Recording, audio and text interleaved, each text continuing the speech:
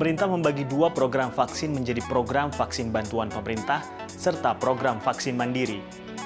Program vaksin bantuan pemerintah adalah vaksinasi yang diberikan bagi tenaga kesehatan, anggota TNI Polri, masyarakat yang bekerja di pelayanan publik, serta masyarakat tidak mampu dengan pembiayaan APBN. Sementara program vaksin mandiri ditujukan bagi masyarakat di luar program bantuan pemerintah. Selain soal pembiayaan, perbedaan juga terdapat dalam jalur distribusi. Vaksin pemerintah menjadi tanggung jawab Kementerian Kesehatan yang akan mendistribusikan vaksin yang telah diproduksi atau dibeli ke Dinas Kesehatan Provinsi hingga fasilitas pelayanan kesehatan di setiap daerah. Sementara distribusi vaksin mandiri dilakukan oleh BUMN farmasi dan swasta ke klinik dan rumah sakit. Agar tidak terjadi tumpang tindih siapa saja yang berhak menerima vaksin bantuan, pemerintah telah membangun infrastruktur satu data dengan integrasi data dari berbagai sumber seperti BPJS Kesehatan, BPJS Tenaga Kerja, data tenaga kesehatan dari Kementerian Kesehatan, data Dukcapil Kementerian Dalam Negeri, serta data personel TNI dan Polri. Nantinya, penerima vaksin program bantuan pemerintah akan mendapat notifikasi pemberitahuan jadwal dan lokasi vaksin melalui pesan singkat atau melalui Dinas Kesehatan setempat sesuai nama dan alamat.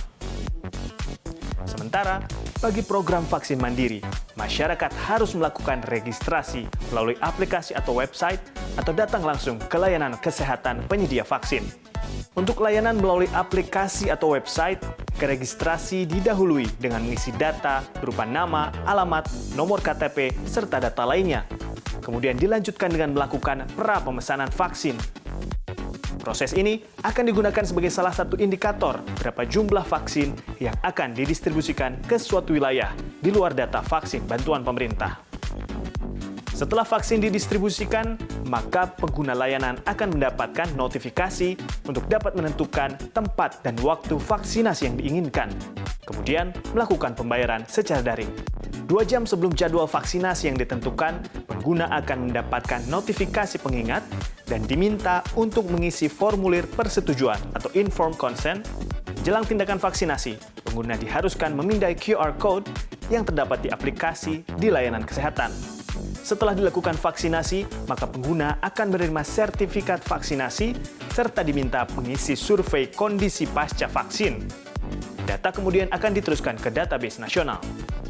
Pemerintah menjamin distribusi vaksin akan berjalan dengan lancar karena telah membangun infrastruktur pendukung di 34 provinsi berupa ruangan berpendingin dengan suhu 2 hingga 8 derajat Celcius, juga motor dan truk yang bisa dipantau keberadaannya setiap saat. Untuk menjamin keamanan dan keaslian vaksin, digunakan sistem keamanan berdasarkan QR Code dan barcode pada setiap kemasan vaksin. Angga Putra, Muhammad Iqbal, Jakarta.